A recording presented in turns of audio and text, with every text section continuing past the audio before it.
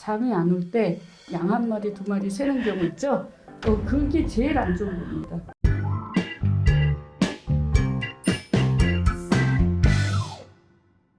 시청자 여러분 안녕하세요. 하이다 건강전문 아나운서 백선입니다. 여러분 안녕히 주무셨습니까? 인생의 3분의 1이 잠이라고 하는데 막상 누워도 쉽게 잠들지 못하는 경우가 있습니다. 잠들기가 어려운 여러분을 위해서 준비했습니다. 서울 강민 신경과 의원 김정은 원장과 함께 쉽게 잠드는 법 알아보시죠. 원장님 안녕하세요. 네, 안녕하세요.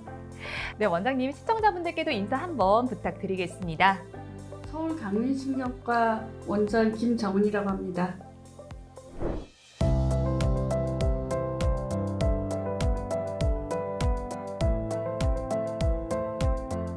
네, 원장님 오늘은 제가 이렇게도 인사를 드려봐야 할 것 같아요. 간밤에 잘 주무셨습니까? 네, 아주 꿀잠으로 잘 잤습니다. 아, 원장님 너무 부럽습니다. 저는 어제도 쉽게 잠들지 못해가지고 5시쯤 잠이 들었거든요. 이렇게 누워서 한참을 뒤척여도 잠들기 어려운 날이 있습니다. 이런 경우가 자주 발생한다면 수면장애를 의심해 볼 법한데 이 수면장애 왜 발생을 하는 걸까요? 수면장애란 제대로 주무시지 못하는 상태를 말합니다. 인구의 약 20%에서 그러니까 10분 중 2분은 이렇게 잘 못 주무시는 경험을 하는데요. 그렇게 흔한 질환입니다. 흔히 겪는 불면증처럼 잠들기가 어려운 경우부터 충분히 잔 것 같은데 계속 낮에 졸음이 오는 상태, 수면 리듬이 흐트러져 자고 깨는데 어려움을 겪는 모든 상태를 포함합니다. 수면 장애는 여러 가지 다양한 질환이 있는데요. 일반적으로 2가지로 나뉩니다. 수면 이상과 수면 사건으로 나뉩니다. 수면 이상은 수면, 각성, 주기에 문제가 생기는 경우인데요. 잠을 못 자는 불면증, 그리고 너무 과다하게 주무시는 과다수면, 그리고 낮에도 계속 졸음이 오는 기면병, 그리고 자다가 계속 깨는 것을 반복하는 수면 무호흡증이 있습니다. 또 사건 수면이라는 것이 있는데 악몽을 꾸거나 야경증, 그리고 주무시는 상태에서 움직이는 목류병 등이 있습니다. 최근 들어 수면 환자분들이 증가하고 있는데요. 그 이유는 사회에서 스트레스가 점점 증가되고 또 고령화 노인 인구가 늘어나면서 노인 어르신들은 생리학적으로 수면 리듬이 정상 범주에서 이제 변화가 오거든요.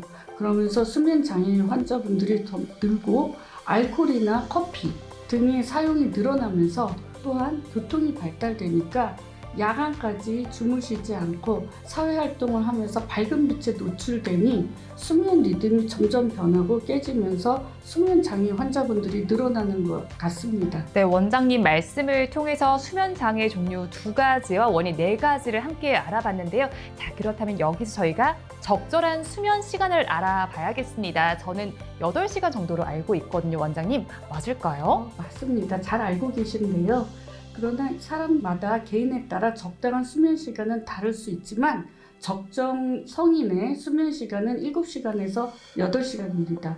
근데 보통 이제 아침에 일어났을 때 피곤하지 않고 낮에 졸지 않고 정상적인 생활을 잘 유지할 수 있으면 이 정도의 수면 시간이 나한테 맞다. 적정 수면 시간이다. 이렇게 생각하시면 됩니다.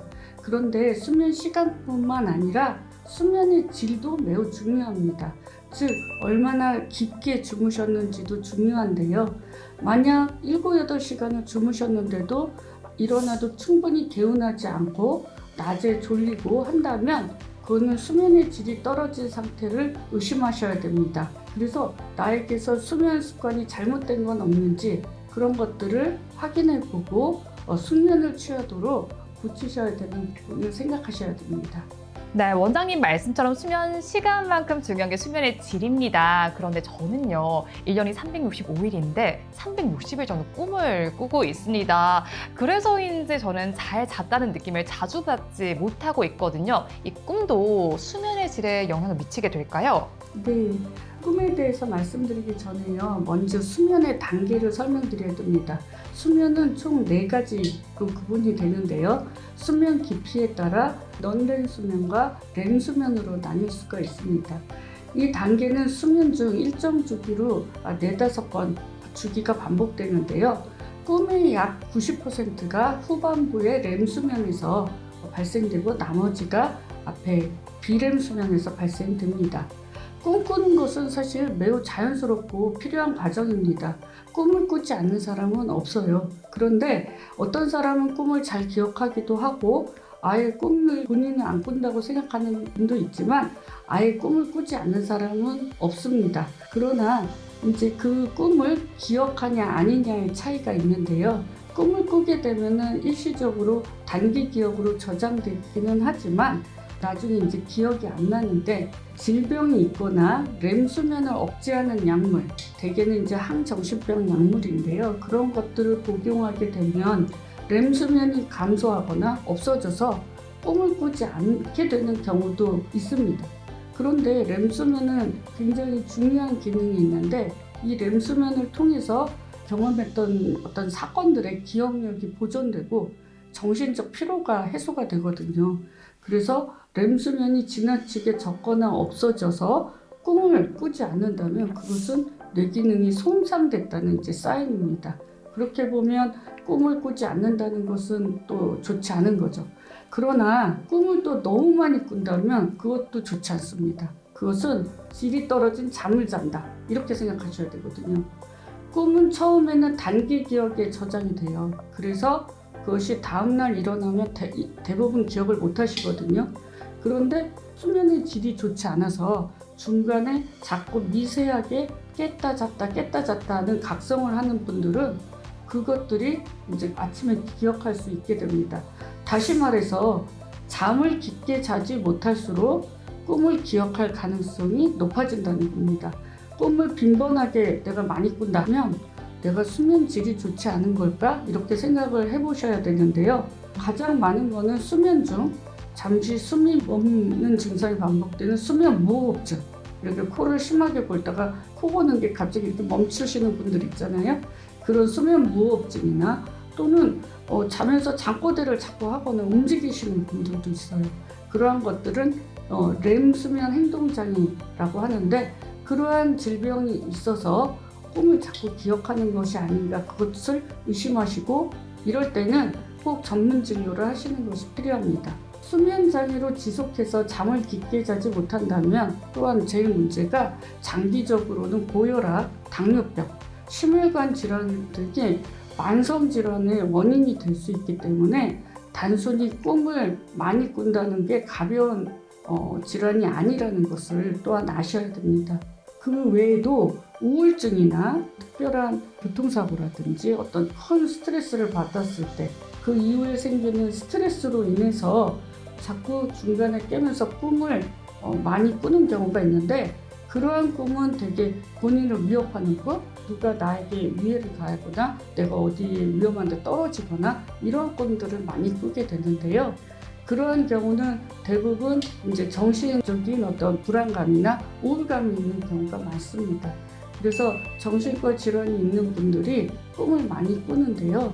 그러한 경우에도 심리적인 불안정감이나 또는 정신질환을 꼭 잘 치료해 주셔야 꿈을 많이 꾸지 않으면서 수면의 질을 높일 수가 있습니다.